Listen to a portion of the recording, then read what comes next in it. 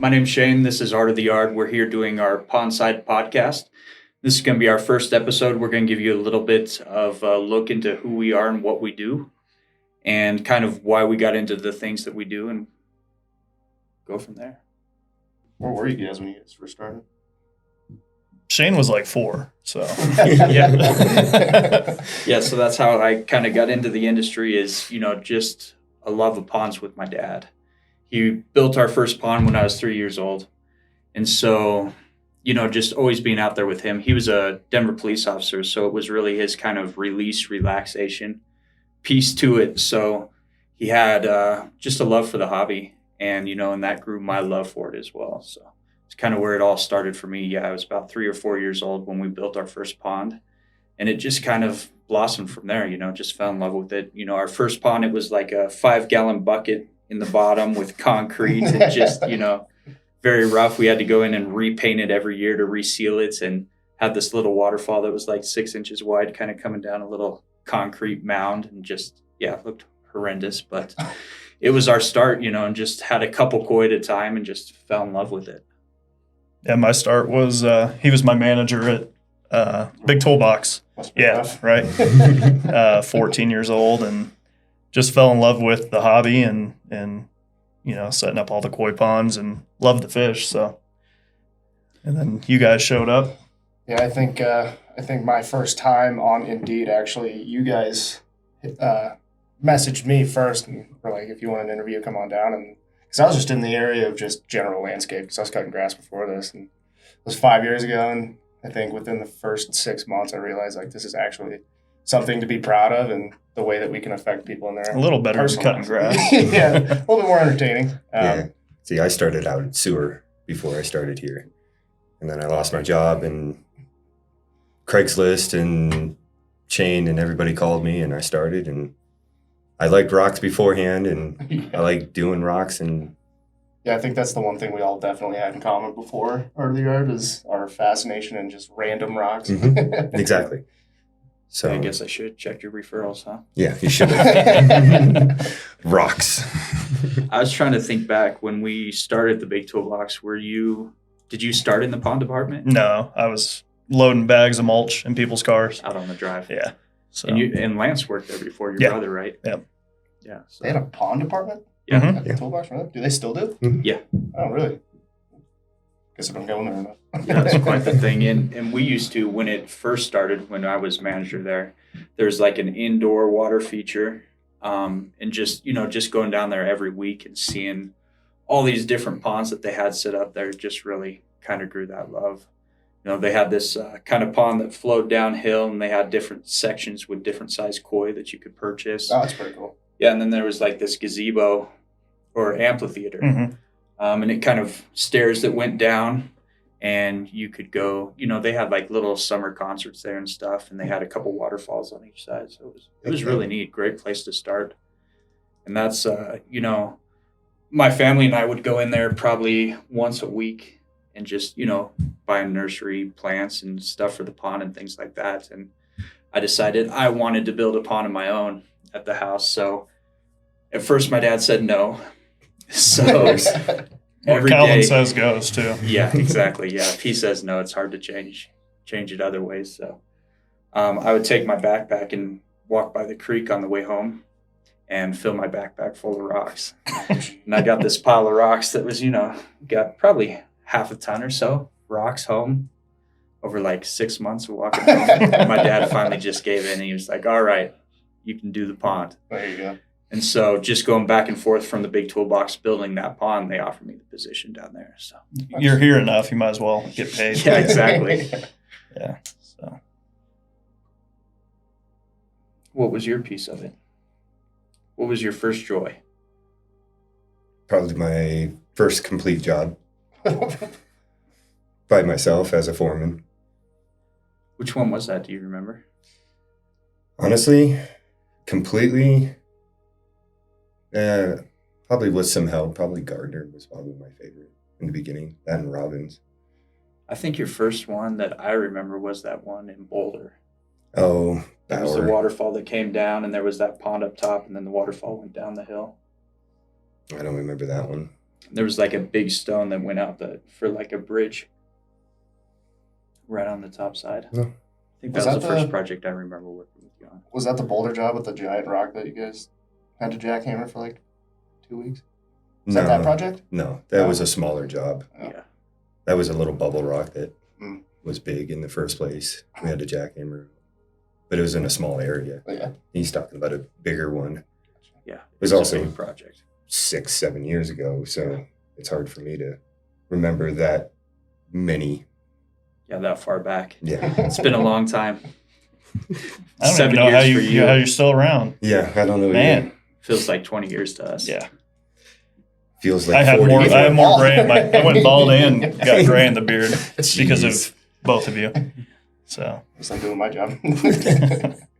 Oh, wait. Just wait. It'll come. Yeah. Early retirement. Yep.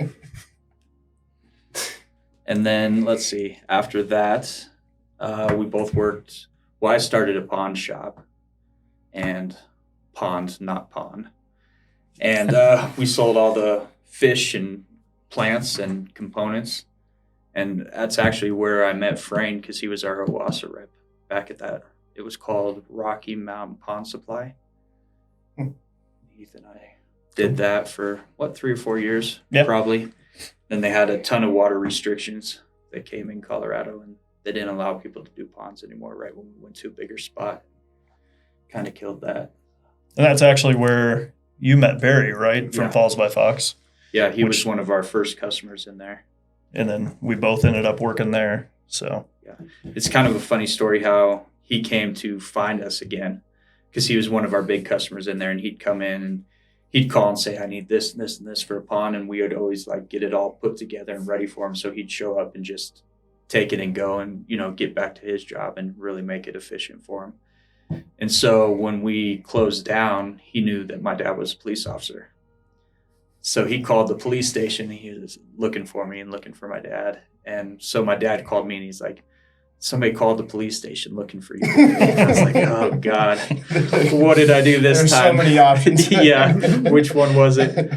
And so that's how Barry found me and had me come up for an interview and start the next day for him. And I was actually like a week away from taking the test to be a police officer. So yeah, I'm glad I didn't do that. But yeah, pulled me back into it. So. And then Heath came up pretty quick after that. a year after, maybe. Yeah, maybe Yeah. something like that. We were there probably 10, 12 years altogether. And that was our first job where we were really, because we were on the retail side of everything. And so that's where we kind of shifted to the installation side. And building And we everything. did retail there as well. Yeah. They had a pond department there. So But yeah, really learned a lot of some of our techniques and styles and things like that. We learned a lot of what we liked from what they were doing and what we didn't like from what they were doing, and just kind of grew with it. So, and then actually before that, we were at Arapahoe Acres, at Columbine Design. Yeah, and did some installs there, some landscaping. But yeah, not a whole lot of water feature stuff. It was more on the landscaping side of things. So. And then 2010, got out of the yard going. 13 years. Yeah. Yeah, you had to. Next, I'd like to talk about kind of how we really grew as a company and how we kind of came to where we are now. And I think for me, a big piece of that was when we really got involved on social media. Mm-hmm. We started really kind of putting our stuff out there. And for me, I just learned so many techniques from all the great builders around. And as we were doing the social media piece, Eric Triplett was the first one to reach out from Helix. Yeah.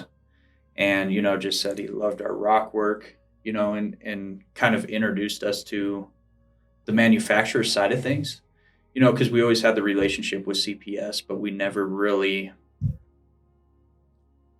talked to any manufacturers, Yeah. We'd see Jim Chubb every once in a while, but we didn't really grow and work on our relationships. And Eric invited Heath and I out to California, and that was kind of the thing that really got us going. And we became, Because he was Helix super heavy contractor. into social media and we weren't. And he was like, this is where it's at. This is where everything's headed. And he was right. I mean, it was a big movement. So Yeah, I remember he was pushing us so hard to get on Snapchat, and I still to this day can't. I have an account, but Yeah. I don't know how to use it. Yeah, I think Eric's daughter, didn't she set up Yeah. Snapchats for us? Yeah, They and I was forced like, us to. Yeah, I was like, yeah, this isn't gonna work. I can't do it. But I think Instagram for me was the one that really kind of worked and felt good on, and I think the visuals of what we do is so important on social media, and really grew our Instagram account love. Now we're trying the podcast here, so see how that Did you does post for us. today? I did not. It's on me. Yeah. Did you get a story on there today? Nope. Slackers. Sorry.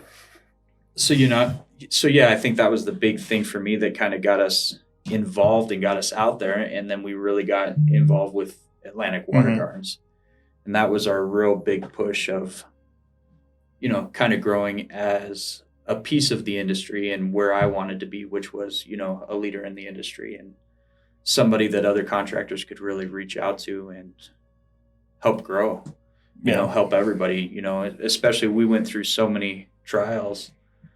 What did we have? We had one truck for the two of us when we started. Yeah. And I think $47. And my wife's Jeep. Yeah. Yeah. $47 in the bank account. And it was tough going. I remember that first winter. We were so close to finishing a job, and it was like right before Christmas. So I knew both of us, couldn't buy Christmas presents for anybody or anything. And then it snowed 3 feet on us. And you know what we did? Shoveled the We snow. shoveled the path through the 3 shoveled feet it. and worked the rest of the week. Yeah, we were out there, doing mortar when we shouldn't have. And we were like, we just got to get paid. Like, nobody's getting a Christmas gift. We're probably not going to have enough gas to get home. We've got to get this thing wrapped up and finished up. But those are the pieces that kind of brought us together and got us through. And, the things that I'm proud of for us, because, we never borrowed any money. We just, did the American dream. We hustled and struggled and worked hard, and, Are we in the dream? Is this the dream? Yeah. now? Yeah. Okay. Yeah. Just making sure. Some days a nightmare. But, Usually Fridays. What was your favorite piece of kind of coming in and being involved in, like, a project that really stands out to you? I would say probably what got me more involved was Pro Estos and working on that deck with your brother Lance, and then along with the patio with Ben, and then the water feature with him and Brandon. Yeah. I think that project really showed it. I mean, it involved every aspect of what we did. I mean, decks every now and then, pond, patio, walkway, plantings, mulch. It really involved everything, and I think that's really where I started to want to grow with the company and all that. And I could see that. You were just kind of a punk kid when you first started with us. Yeah. And then it seemed like after that job, you just kind of, started wanting to learn things. And day one, I definitely didn't think I'd be here 5 years later. I didn't either. I didn't either. But here we are. I've covered a lot of ground since then. So There were probably a lot of times during all of it that we thought that this may be the end of it. Yeah. So there was a couple times. Yep. There was a couple. Yeah, there's been that for all of us, though. So. Correct. Yeah. That's for sure. What do you think, Heath, kind of grew your love and passion?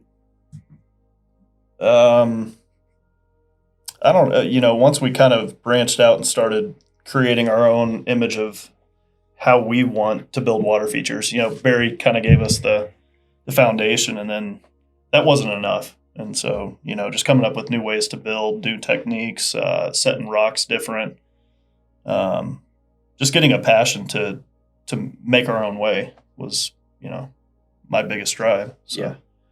I think to me, the thing that really stands out for you is the love of, the rock setting and the puzzle and putting it together. You really have such an eye for that. It really brings it all together when you can, get out there and get on the machine and set the rocks the way you want to. I think, I don't know that there's anybody here that, can do those things that you can do. I appreciate that. Shows.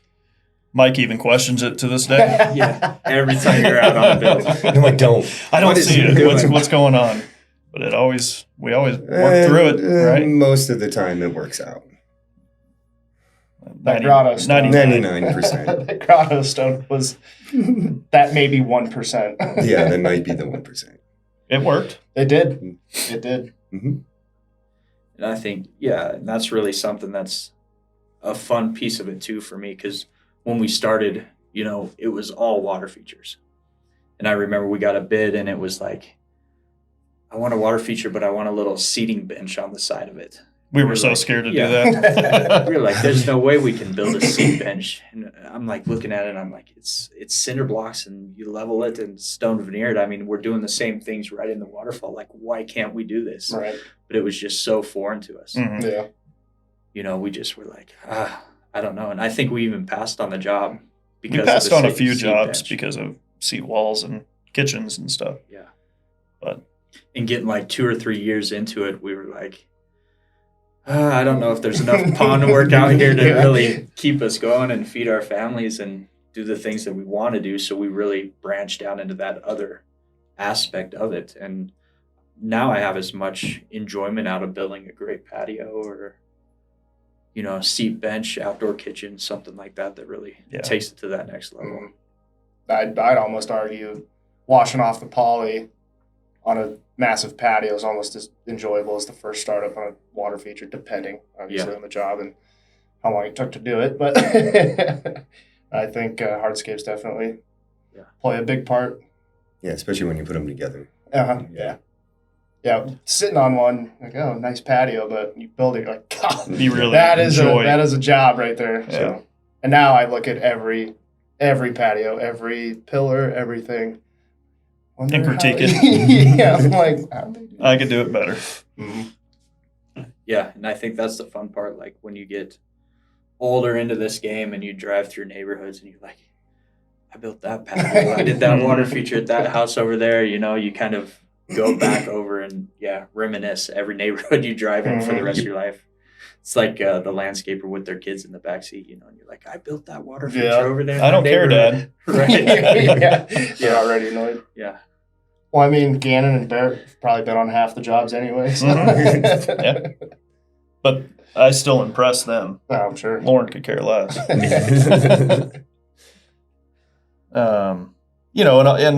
that drive from all of us, it's created some pretty cool opportunities. Being Atlantic Contractor of the Year in 2018. And that was our first big kind of national recognition on that award that really kind of catapulted us and I think made other people kind of look and see who we were and, and I think brought us a lot of friendships because of it too. Yeah, absolutely. We still go to Cleveland every year and we're making friends and people know who we are. Yeah. That's pretty cool. Yeah. For people to respect your work like that. I think without, that Atlantic Contractor of the Year, we never would have met Lloyd and Jason and Gerard and all those guys and, Tanner Flowers and everybody. Flowers. The wild card. Yeah. Yep. Yeah. And getting that monster award from Lloyd, that was as an ambassador. That's what that award is, right? Like, learning, growing the industry. Somebody that's really helping with which that. is something we have a passion in. What was our first Water Artisan of the Year award? Von Lupke's? Von Lupke. Hardscape combo. Yeah, the hardscape combo. And that was one of your first features with us, huh? Yeah. Nightmare. The thing was a nightmare. Lance said not to call him if the wall burst. And it That's burst. the first phone call we made.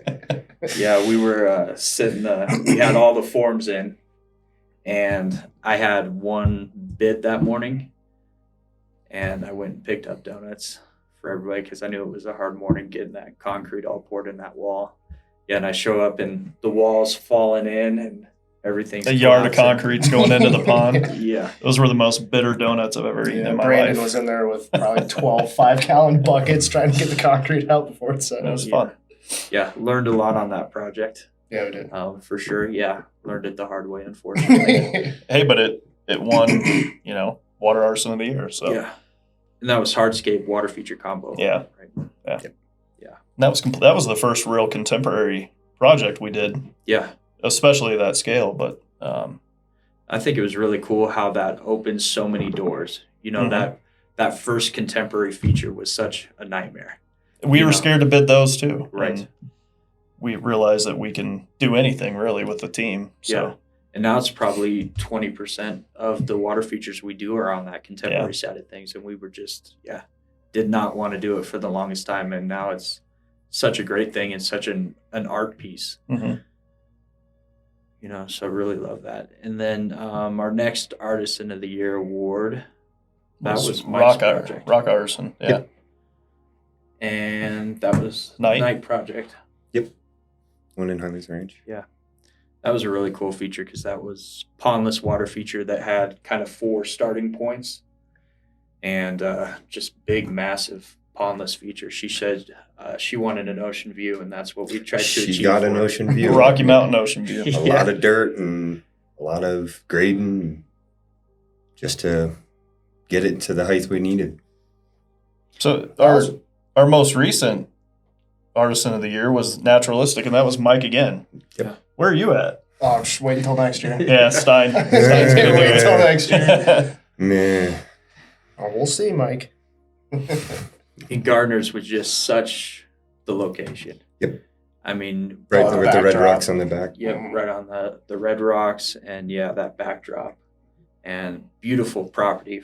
What did we do? It was 110 feet on the stream, the pondless waterfall there. The stream was 110 with the little extra up at the top. So I would say 130. Oh if yeah, anything. because of that piece that Goes came up. Yep. Because we extended it up there. Yeah. And I think the neat thing about that project is we built Bronx water feature On the pondless other water side of feature the rock. right next door.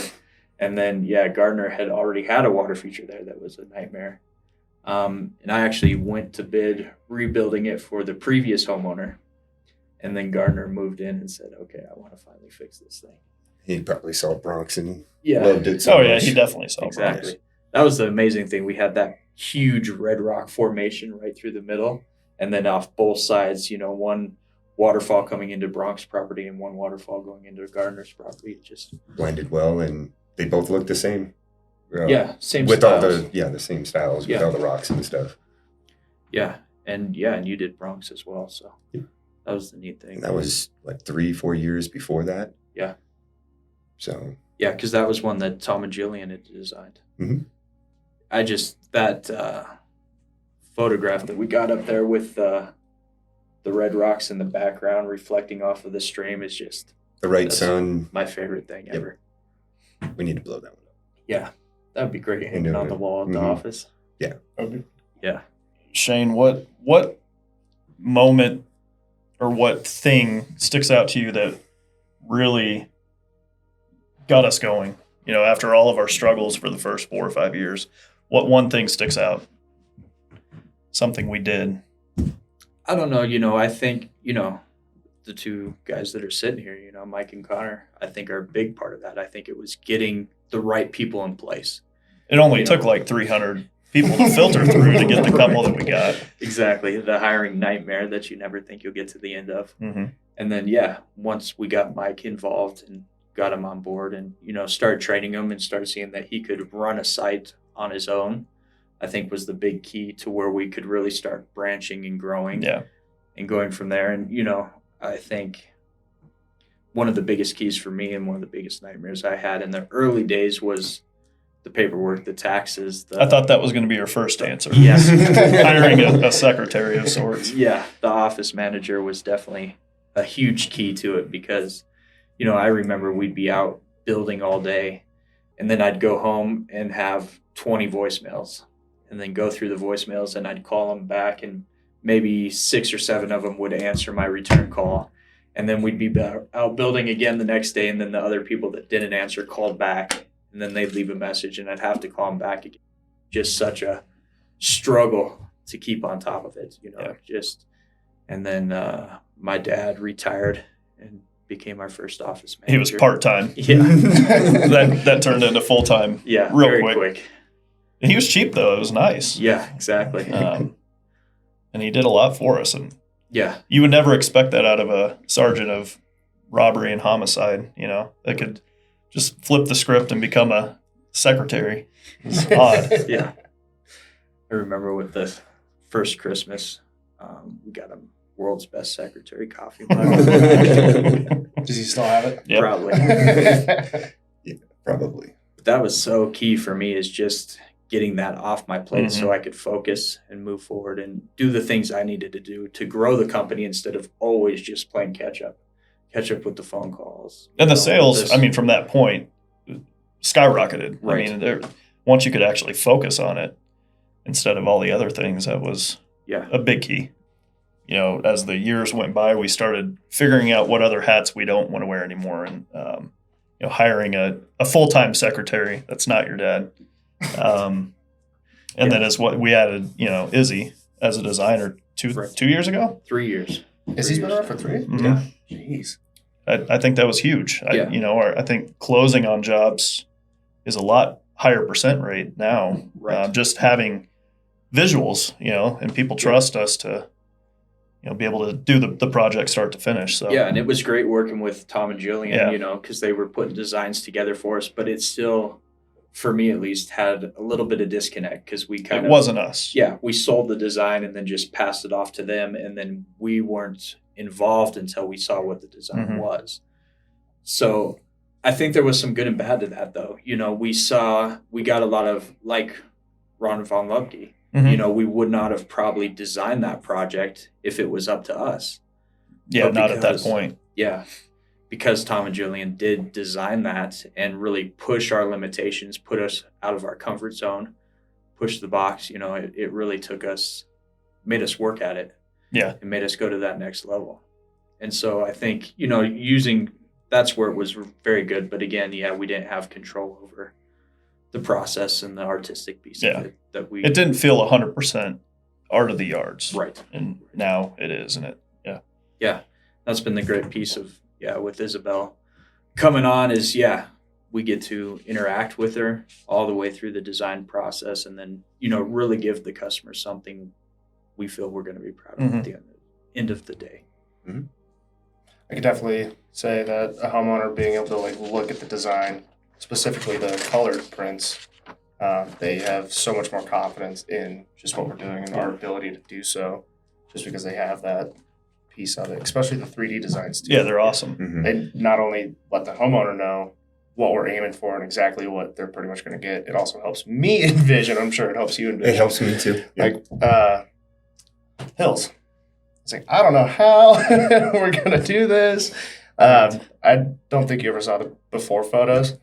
It was Yeah. A nightmare. Drastically different. and Shane explained it. I read the contract and then I saw the 3D model. I was like, oh, That's what we're doing. that is so much better. Yeah. And I definitely agree. Having Izzy around definitely helps, especially being able to talk to her just in the mornings before Right. going out to the site and all that. Yeah. And for me, on the sales side of it, you know, I would go out and I'd try to tell a homeowner what I can already envision.